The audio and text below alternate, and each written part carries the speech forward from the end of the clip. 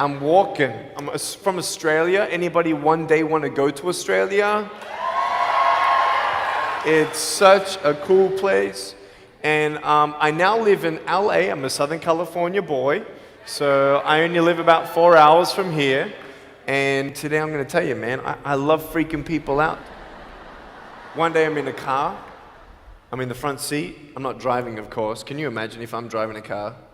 They reckon they can put a joystick, that thing that controls my wheelchair, we can put that in a car. Like, how fully sick is that? Like, imagine if I get pulled over by the cops. Can I have your driver's license, please? Yeah, but it's over there, you're gonna have to get it. Imagine if I'm in big trouble. Put your hands up! Get out of your car!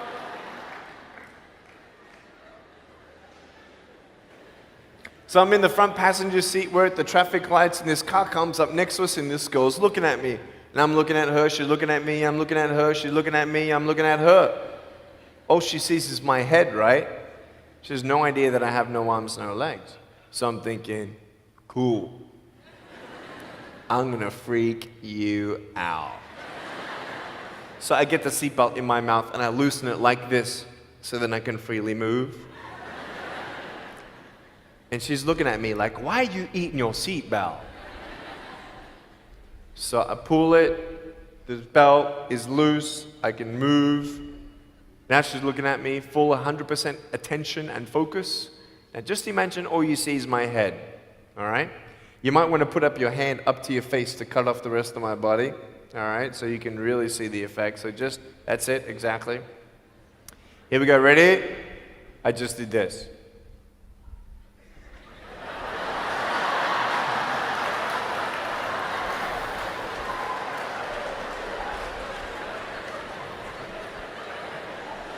And her face, man, she was like,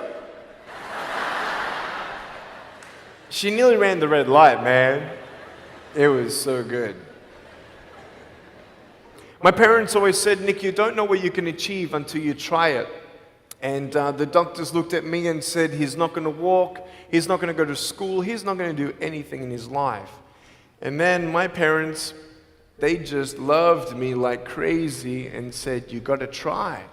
Try this, try that, try this, try that. And I'm thinking sometimes like, Mom and Dad, you're crazy, man. I have no arms, no legs. How would I ever be able to do this or do that?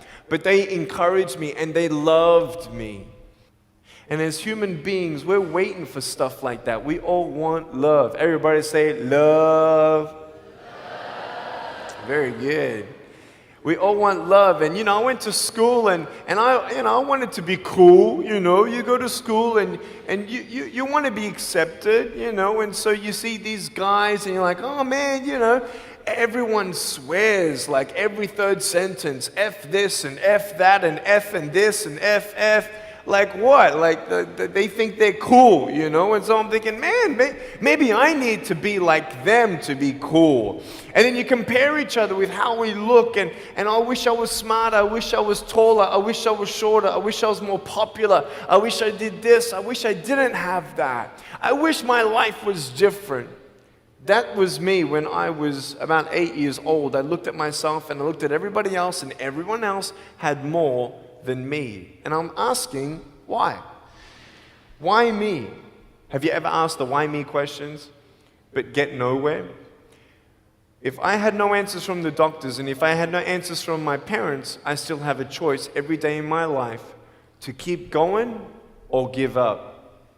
You see this book up here? This is my favorite book in the whole wide world. This is my favorite book, the Bible.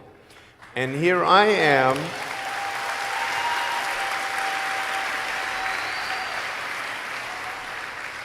And here I am, and for me, that's my full potential in all that I can be here on earth. And so encouragement takes me closer to all that I can be, and discouragement takes me away. You see, it only takes 3 seconds for someone to tease me when I was at school and just say, you're ugly. You can't do this and you can't do that. And some of you thinking like, man, seriously? You had kids picking on you? Like, how heartless are those kids? picking on me with no limbs, like you would probably say, well, I'm not that bad. I wouldn't pick on a kid with no limbs. But why would you pick on anyone? Well, because it's fun. It's just culture. Okay, we'll get to that. But for me facing all that stuff, I'm getting these seeds. Everybody say seeds. S-E-E-D-S, seeds. Have you seen the pictures of the sequoia reds up here in California?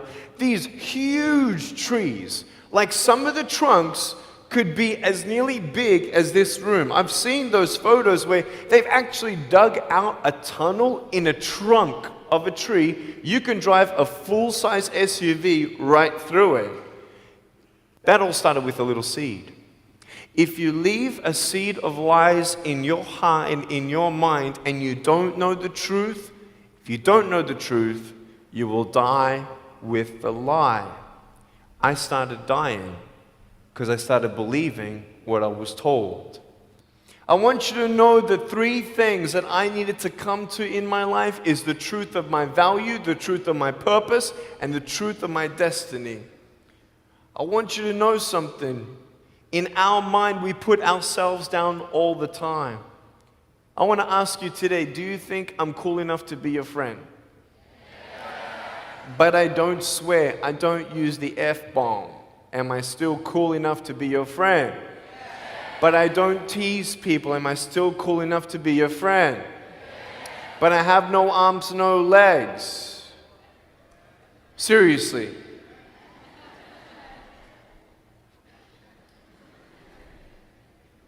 You would be my friend even though I have no arms, no legs.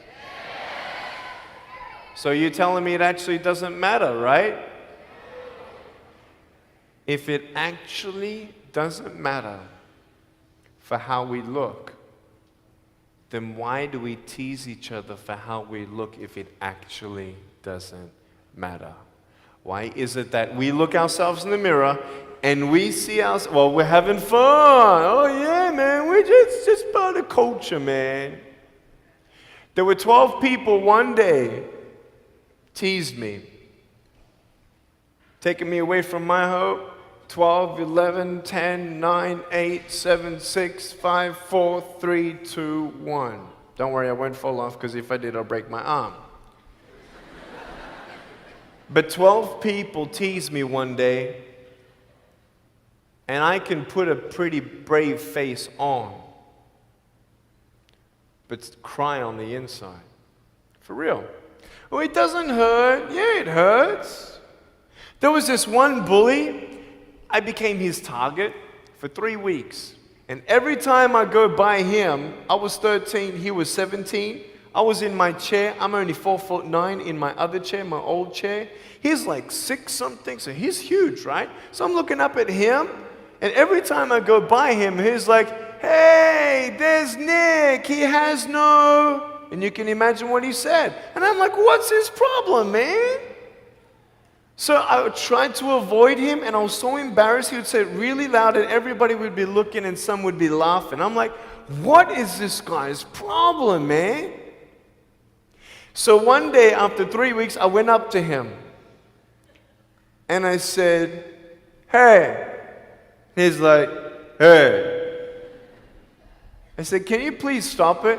He said, stop what? I said, stop teasing me. He said, what are you talking about? I said, every time I walk by, you say that stuff. He's like, what stuff? He didn't know how to take me on. So I'm looking at him and said, no, man. Every time I walk by, you say exactly this, and I want you to stop. I forgive you, but stop it. He's like, oh, is that hurting you? Now, I could have said, nah. Or I could have said, yeah. It takes a level of humility to actually say, actually, I don't like that. It's killing me.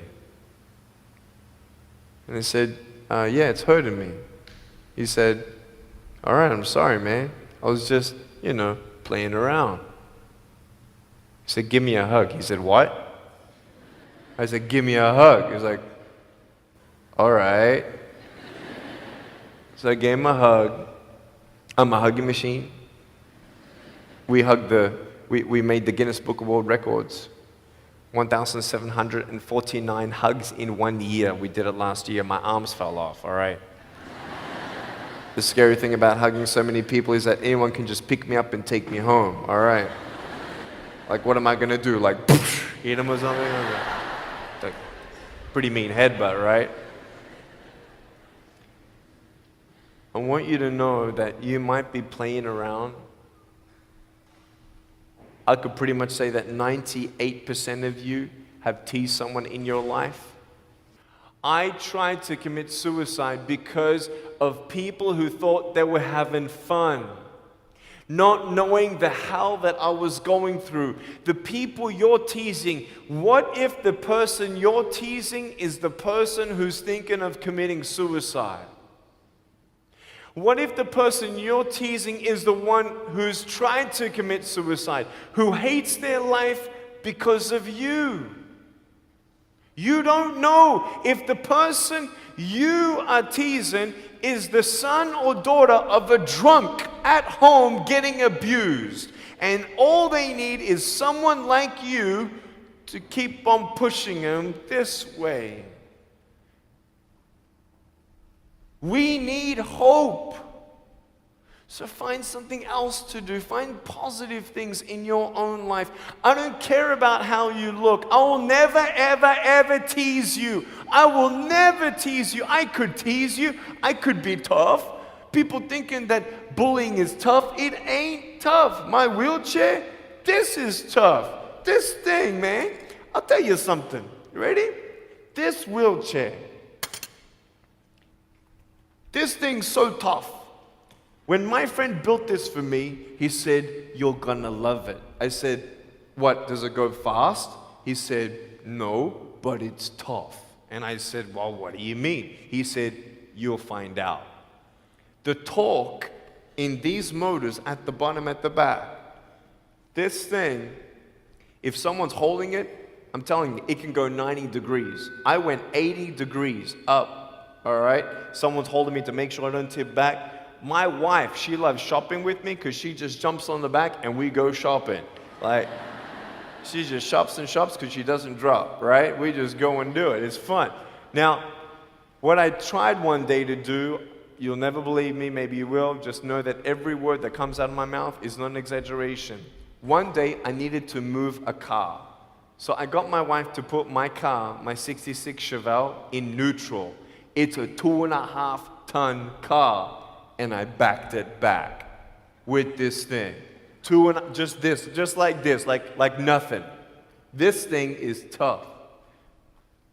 Guess what?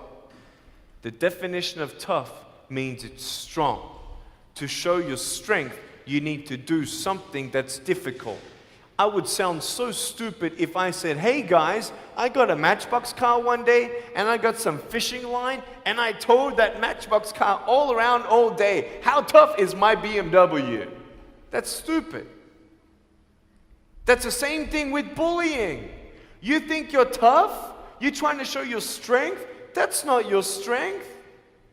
Let me come back in 10 years and let me get your anyone have a 3-year-old nephew? Anybody have a 3-year-old nephew? Cool, put your hands down.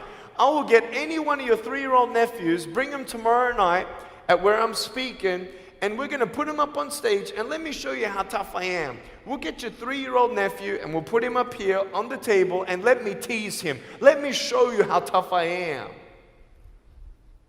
That's what you are.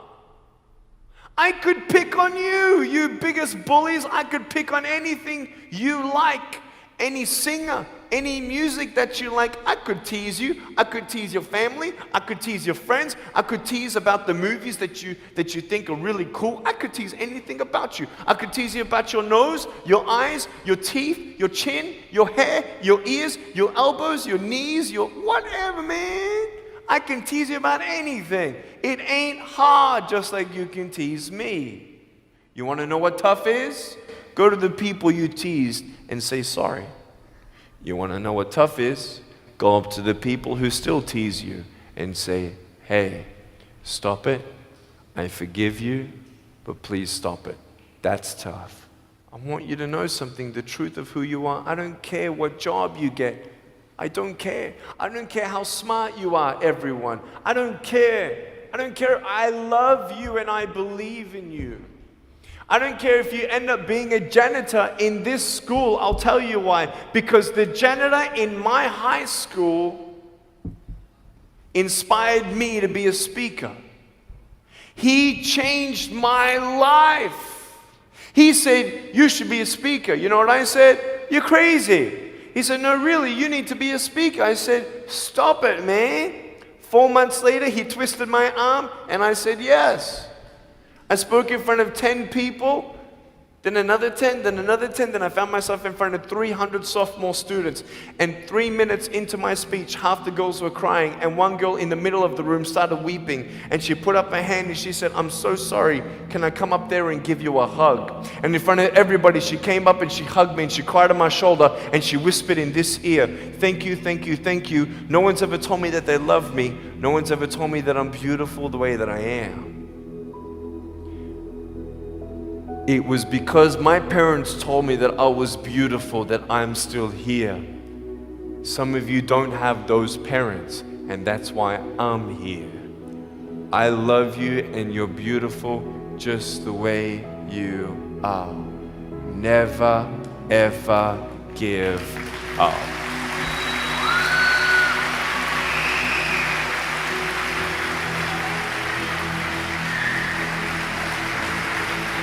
How many schools do you think that I spoke to actually stopped bullying altogether? Okay. Whoever said one, you were correct. One school out of 600, I got a letter from the headmaster, and he said, Nick, you forever changed our school, blah, blah, blah. We haven't seen any bullies pick on anybody for 8 months straight. We don't know what happened, but in the best words that I can describe, there's just a new thought in the air that it just ain't cool anymore. It just ain't cool. I want to ask you, what are you going to do? Are you going to continue on at the risk of knowing that in each section, this section right here, 5 people already trying to commit suicide? That section there, 5 people.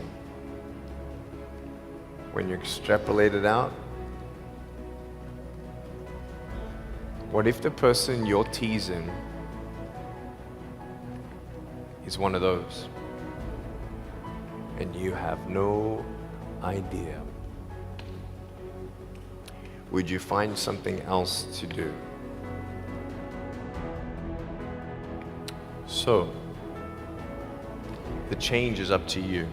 If you want to see more love in your school, be love.